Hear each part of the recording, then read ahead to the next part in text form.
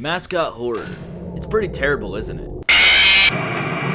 If you don't know exactly what it means somehow, despite it being a popular topic lately, basically take a child-friendly looking creature and make it violent. Garten of Banban is the most recent atrocity of mascot horror. And yeah, it's terrible. There's already 2 games that came out this year. Yeah, 2. We're only a quarter through this year. These are possibly the most egregious mascot horror games that I think I have ever seen. The first game was released by the Euphoric brothers on January 6th of this year. Jumping into the game, it is very obvious how much they copied Poppy Playtime. The game looks like some random Roblox game. The main gimmick of the game is this stupid drone. It is terrible, slow, and it's clunky. Then there's a fetch quest where you have to get eggs to feed a bird for a knockoff Vine Boom sound. You got this puzzle to memorize the colors of all the mascots and then run from a bird. Guys, the game only takes about no more than 15 minutes, maybe even less. And well, it is free, so no matter how bad it is, I can't complain, right? Except they put a merch button on the menu on launch. Even with this, I was willing to give the benefit of the doubt that this was a parody of the mascot horror genre. Garten of Banban 2 released March 3rd of this year. Instead of being free, it cost $5. That's more than the first Five Nights at Freddy's game. The game opens with you in a room and they kill Jumbo Josh. In terms of gameplay, it's just the same garbage gameplay from the first game. The first puzzle of the game isn't terrible, but the drone, while it is faster than it was in the first game, it still sucks. For some reason, they added 3 new mascots despite only using 2 of the original ones in the first game. A spider, a giant-ass snail, and a toad. The spider somewhat stalks you in the beginning of the game. But then, you have a chase segment with it, and after that short chase, he falls off the ceiling and dies. There's a part of the game where the bird comes out of the dark room to chase you, so I guess they didn't die. Then you get a part where you do the school thing with Bambalina, I think that's what they're called. It sucks. Then we get a fetch quest, another classroom segment, then another fetch quest, then another school segment. Then right after that, you get another fucking fetch quest. Then you got this red light, green light thing with the big ass snail. Then immediately after, you get another fucking fetch quest. And then after you get the biggest waste of time ever, this cannon puzzle, where you use a cannon to shoot buttons like a dozen times. And then you get a Roblox obby parkour segment, which is just not fun at all. And the game finishes off with one final chase segment with Bambalina and Jumbo Josh, and it just ends in the dumbest way possible.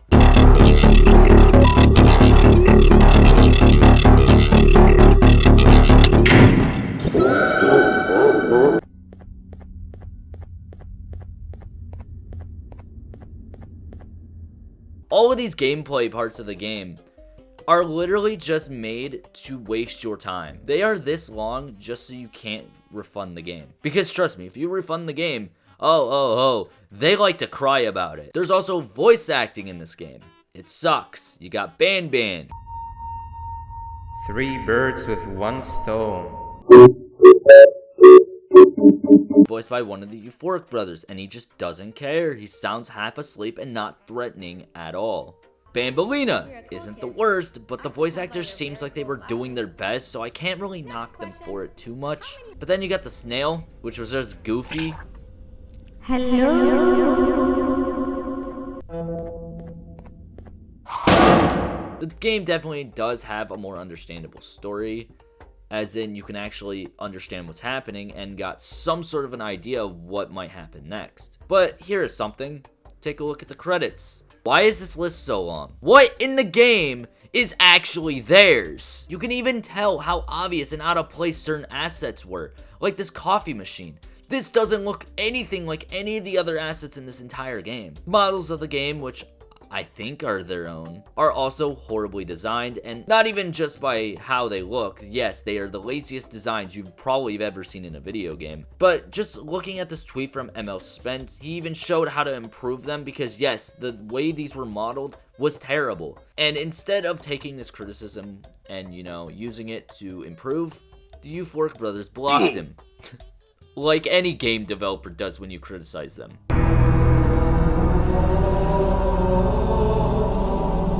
Overall, though, these games are just hilariously bad. I don't think the Euphoric Brothers are trying to make them like that. I think they are also just incompetent in trying to make as much money as possible.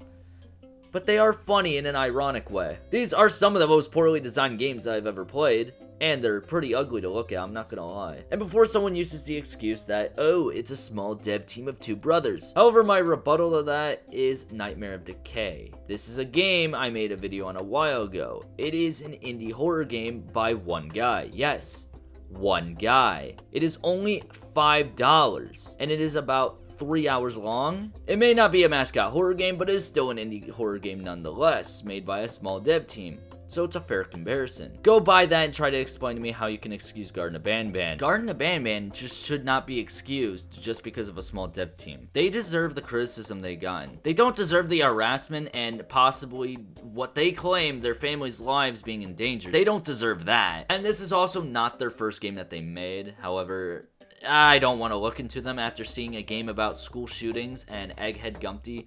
I don't expect any good to come out of either of these games. Yeah, with the school shooting game saying it features Gen Z humor and a turtle.